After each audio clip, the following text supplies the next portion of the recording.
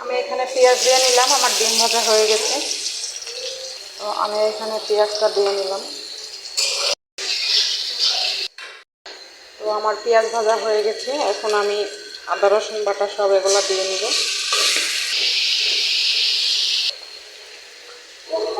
এখানে মরিচের গুঁড়া, হলুদের গুঁড়া সব কিছুই দেওয়া আছে, আমি একসাথে করে নিয়েছি। তো পানি মশলাটা ভালো করে কষিয়ে নেব।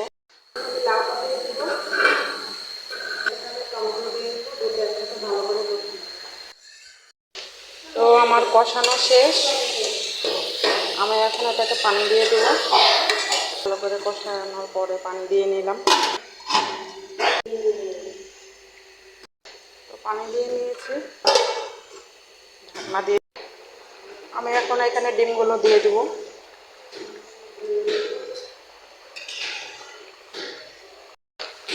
তো আমার রান্নাটা শেষ হয়ে গেছে, নিয়ে চলে যাব, রান্না শেষ আমার। এই যে দেখুন আমার রান্নার পরের তরকারি। কালারটা সুন্দর না হলে আমার কাছে ভালো লাগে না, সেজন্য আমি কালারটা সুন্দর করার চেষ্টা করি।